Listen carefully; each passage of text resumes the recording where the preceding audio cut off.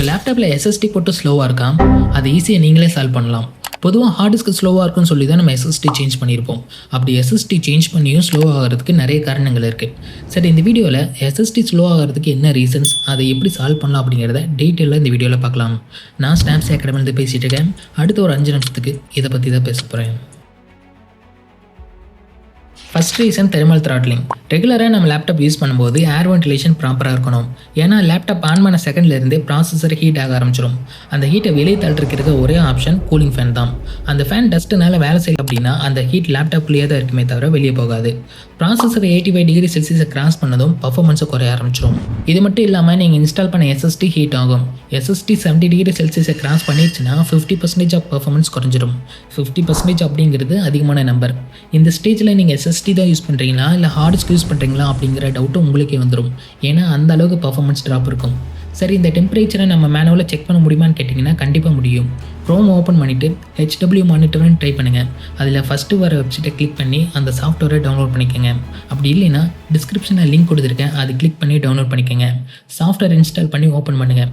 இதில் ப்ராசஸர்லேருந்து எஸ்எஸ்டி வரைக்கும் இருக்கிற காம்போனண்ட்டில் டெம்பரேச்சர் எவ்வளோ இருக்குது அப்படிங்கிறத செக் பண்ணிக்க முடியும். சரி, டெம்பரேச்சர் இன்க்ரீஸ் ஆகாமல் இருக்கிறதுக்கு என்ன பண்ணலான்னு கேட்டிங்கன்னா, ஃபஸ்ட்டு உங்கள் லேப்டாப்பை ரிமூவ் பண்ணி கூலிங் ஃபேனில் இருக்க டஸ்ட்டை க்ளீன் பண்ணுங்கள். லேப்டாப் பேனலில் இருக்கிற ஏர் வென்டிலேஷன் ஹோலில் கரெக்டாக இருக்குதான்னு செக் பண்ணுங்கள். ப்ராசஸர் அண்ட் அதை டச் பண்ணி இருக்க ஹீட் சிங்க் நடுவில் தெர்மல் பேஸ்ட் இருக்கணும். ரொம்ப நாள் ஆச்சு அப்படின்னா அது காஞ்சு போயிடும். 6 மாதத்துக்கு ஒரு தடவை லேப்டாப்பில் இருக்க டஸ்ட்டை க்ளீன் பண்ணுங்கள். இயர்லி ஒன்ஸ் தெர்மல் பேஸ்ட்டை செக் பண்ணுங்கள். லேப்டாப்பை ஃப்ளாட்டான சர்ஃபேஸில் வச்சு ஒர்க் பண்ணுங்கள். ரெண்டாவது ரீசன் டிஸ்க் ஃபில். நிறைய பேர் பண்ணுற தப்பு என்னென்னா எஸ்எஸ்டி ஃபுல்லாக யூஸ் பண்ணுறது. அதாவது சி ட்ரைவ் ரெகுலரில் வர அளவுக்கு யூஸ் பண்ணுறது. உங்கள் எஸ்எஸ்டி 90லேருந்து 90% ஃபுல்லாக ஆகிடுச்சு அப்படின்னா ஒரு சின்ன ஃபைலை சேவ் பண்ண கூட திணறும். சிஸ்டம் ஹேங் ஆகும். எப்போவுமே எஸ்எஸ்டியில் குறைஞ்சது 50லேருந்து 25% ஃப்ரீ ஸ்பேஸ் வேணும். ஹார்ட் டிஸ்க் ஃபுல்லாகிடுச்சுன்னா அது ஒர்க் ஆகும். பட் எஸ்எஸ்டி அப்படி இல்லை. டேட்டாவை ரீட் அண்ட் ரைட் பண்ணுறதுக்கு ஃப்ரீ பிளாக்ஸ் வேணும். சரி, சி ட்ரைவ் ஃபுல்லாக ஆயிடுச்சு அப்படின்னா டெம்ப் ஃபைலை கிளியர் பண்ணுங்கள்.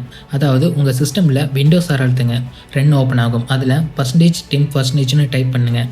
இப்போது அதில் இருக்க டேட்டா எல்லாத்தையும் டெலீட் பண்ணுங்கள். ஃப்ரீ ஸ்பேஸ் கிடைக்கும். ரீசைக்கிள் பின்லையும் கிளியர் பண்ணுங்கள். மூணாவது ரேம் குறைஞ்சது அப்படின்னா எஸ்எஸ்டி ஸ்லோ ஆகும். அதாவது சிஸ்டமில் Windows 10 அண்ட் Windows 11 யூஸ் பண்ணுறீங்க அப்படின்னா கண்டிப்பாக 8 GB ஆஃப் ரேம் மினிமமாக தேவைப்படும். 4 GB ரேமில் Windows 10 ரன் ஆகும். ஆனால் நார்மலாக Windows 10 ரன் ஆகிறதுக்கு 4 GB ரேமில் 80% காலி ஆகிடும். வேறு ஒரு ஒர்க்கு பண்ணும்போது ரேம் ஃபுல் ஆகிடும். அப்போ விண்டோஸ் வாய்ஸ் என்ன பண்ணுன்னா எஸ்எஸ்டியாக விர்ச்சுவல் ரேமாக யூஸ் பண்ண ஆரம்பிக்கும். எஸ்எஸ்டி ஸ்பீடாக தான் ஒர்க் ஆகும், அதில் எந்த ஒரு டவுட்டும் இல்லை. ஆனால் ஒரிஜினல் ரேமுக்கு இருக்கிற ஸ்பீடு 10ல் 1 பங்கு கூட எஸ்எஸ்டிக்கு கிடையாது. இந்த கண்டிஷனில் எஸ்எஸ்டி ஸ்லோவாக தான் ஒர்க் ஆகும். எஸ்எஸ்டி போடுற மாதிரி இருந்துச்சு அப்படின்னா ரேமோட யூசேஜ் மினிமம் 8 GB இருக்கிற மாதிரி வச்சுக்கோங்க. நாலாவது பயோ செட்டிங்ஸ். லேப்டாப்பில் இருக்கிற சீக்ரெட்டான செட்டிங்ஸ். அதாவது நீங்கள் ஹார்ட் டிஸ்க் யூஸ் பண்ணிட்டு இருப்பீங்க. எஸ்எஸ்டி சேஞ்ச் பண்ணும்போது ஹார்ட் டிஸ்க்கை ரிமூவ் பண்ணிவிட்டு எஸ்எஸ்டி இன்ஸ்டால் பண்ணுவீங்க. அப்படி பண்ணும்போது பயோ செட்டிங்ஸை சேர்த்து சேஞ்ச் பண்ணணும். ஹார்ட் டிஸ்க் கனெக்ட் பண்ணியிருக்கும் போது உங்கள் பயாஸில் ஐடி மோட் கனெக்டில் இருக்கும். இது பழைய டெக்னாலஜி. எஸ்எஸ்டி நீங்கள் சேஞ்ச் பண்ணும்போது ஐடியிலிருந்து HCI மோடுக்கு நீங்கள் மாற்றணும். அட்வான்ஸ்டு ஹோஸ்ட் கண்ட்ரோலர் இன்டர்ஃபேஸ் அப்படிங்கிற செட்டிங்ஸ்க்கு நீங்கள் சேஞ்ச் பண்ணணும். எஸ்எஸ்டியோட ஃபுல் ஸ்பீடும் உங்களுக்கு கிடைக்கணும் அப்படின்னா HCI மோடில் தான் இருக்கணும். இதை செக் பண்ணுறதுக்கு பயோ செட்டிங்ஸை ஓப்பன் பண்ணிக்கோங்க. அதில் ஸ்டோரேஜ் கான்ஃபிகரேஷனில் சட்டா மோடுன்னு ஒன்று இருக்கும். அதை கிளிக் பண்ணிங்க அப்படின்னா ஐடி அண்ட் HCI மோடுன்னு இருக்கும். அதை கிளிக் பண்ணி HCIன்னு மாற்றிடுங்க.